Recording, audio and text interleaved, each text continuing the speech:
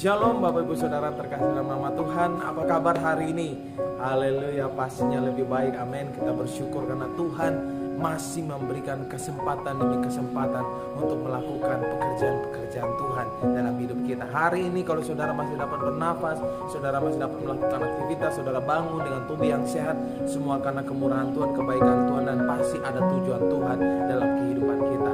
Kita bersyukur karena Tuhan memberikan kita kebenaran, kemenangan itu Bapak Ibu Saudara.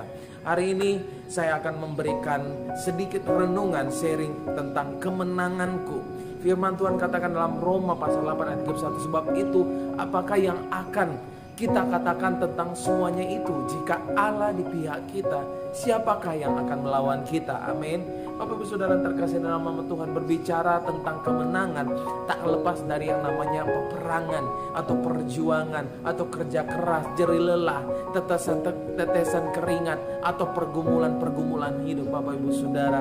Begitu pula perjalanan hidup kita adalah seperti berada dalam peperangan setiap hari, berperang melawan yang namanya musuh atau iblis, berperang melawan namanya kedagingan, juga bergumul dengan namanya permasalahan hidup yang setiap hari silih berganti dalam kehidupan kita.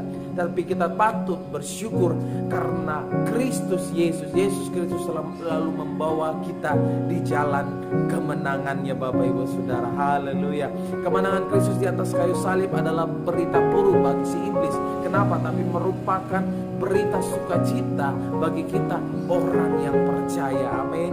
Haleluya. Maut telah ditelan dalam kemenangan. Firman Tuhan katakan, hai maut, di manakah kemenanganmu? Hai maut, di manakah sengatmu? Katakan syukur kepada Allah yang telah memberikan kita kemenangan oleh Yesus Kristus Tuhan kita. Kini belenggu dosa dan akibatnya telah dipatahkan Bapak Ibu Saudara yang terkasih. Kemenangan terbesar yang kita alami di dalam Kristus adalah kemenangan atas dosa-dosa. Dosa adalah masalah terbesar yang dihadapi oleh manusia itu sendiri. Masalah terbesar, dan tak satupun manusia di dunia ini dapat menyelesaikan dosanya itu sendiri. Kristus adalah satu-satunya jalan untuk manusia dapat memperoleh yang namanya penebusan dosa. Sebab firman Tuhan katakan dalam Efesus pasal 1 ayat 7 katakan, sebab di dalam Dia dan oleh darahnya kita beroleh namanya penebusan, yaitu pengampunan dosa menurut kekayaan kasih karunia-Nya. Bapak Ibu Saudara terkasih dalam nama Tuhan, karena dosa kita telah ditebus melalui pengorbanan Kristus di kayu salib. Firman Tuhan katakan dalam Roma 6 ayat 12, sebab itu hendaklah dosa jangan berkuasa lagi di dalam tubuh kita, tubuh saudara yang fana, supaya kamu jangan lagi menuruti keinginannya.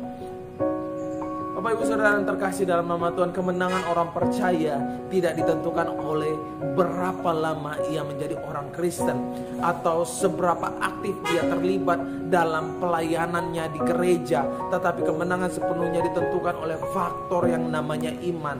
Faktor iman. 1 Yohanes 5 ayat 4 sampai 5 katakan, sebab semua yang lahir dari Allah mengalahkan dunia, dan inilah kemenangan yang mengalahkan dunia, iman kita. Bapak Ibu Saudara terkasih dalam nama Tuhan, berbicara tentang iman tak lepas dari apa yang disebut yang namanya ketaatan. Ketaatan. Yakobus 2 ayat 17 katakan, jika iman itu tidak disertai perbuatan, maka iman itu pada hakikatnya adalah mati. Asal kita hidup taat, maka tak ada yang perlu ditakutkan. Amin. Sebab kemenangan kita bukan tergantung keadaan yang ada di sekeliling kita, tetapi tergantung seberapa dekat hubungan kita dengan Tuhan, seberapa erat kita dengan Tuhan. Karena Tuhanlah yang membawa kita kepada jalan kemenangan demi kemenangan. Firman Tuhan yang tadi kita baca katakan, jika Allah di pihak kita, siapa yang akan melawan kita? Bapak Ibu Saudara terkasih dalam Tuhan, kata lawan bisa berbicara tentang masalah, kesulitan, penderitaan, atau orang-orang yang merancang kejahatan terhadap kita. Kemenangan amat didambakan manusia, amin, karena menimbulkan namanya rasa senang, bangga, puas, bahkan bisa sangat menguntungkan. Mendapat tepuk tangan dan pujian, dipuja, diberi hadiah, kemudian tenar dan sebagainya. Sebaliknya jika kalah muncul rasanya namanya kecewa, malu, terhina, dan sakit hati. Tidak seorang pun ingin kalah, amin. Semua orang ingin yang namanya menang dari segala aspek kehidupan. Mengapa masih banyak orang Kristen yang hidup dalam kekalahan, Bapak Ibu Saudara? Mengapa masih banyak orang Kristen yang hidup dalam kekalahan?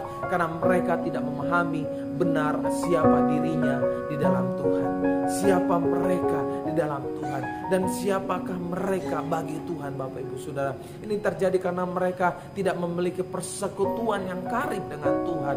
Artinya kita ini sangat berbahagia dan istimewa di mata Tuhan, karena kita adalah umat pilihan Tuhan. Mazmur 65 ayat 5 katakan, berbahagialah orang yang engkau pilih dan yang engkau suruh mendekat untuk diam di pelataranmu. Kiranya kami menjadi kenyang dengan segala yang baik di rumahmu, di baitmu yang kudus. Bapak Ibu Saudara yang terkasih dalam nama Tuhan, kita boleh meraih kemenangan jasmani, sebab itu berguna untuk kehidupan kita yang ada di bumi ini, Bapak Ibu Saudara.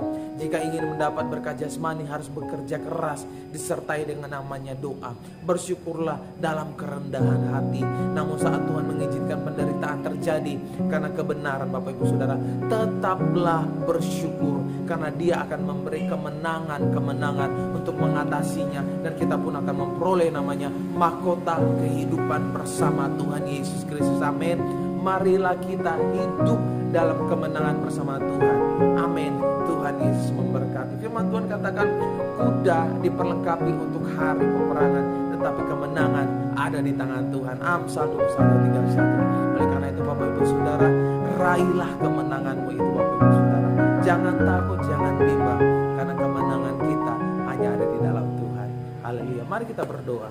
Terima kasih Bapa, kami bersyukur kepadamu Tuhan untuk hari yang indah ini. Kami bersyukur untuk kemurahan Tuhan, demi kemurahan Tuhan dalam kehidupan kami. Bapa, berdoa untuk setiap kami yang mendengarkan renungan hari ini. Biarlah mereka diberkati, mereka dikuatkan, mereka dimotivasi Bapa, bahwa kemenangan mereka sudah di tangan mereka. Tinggal bagaimana caranya mereka meraih Tuhan. Karena itu Bapa, biarlah Tuhan kuatkan, teguhkan, mampukan mereka untuk menghadapi segala tantangan rintangan yang ada di depan mereka Bapa.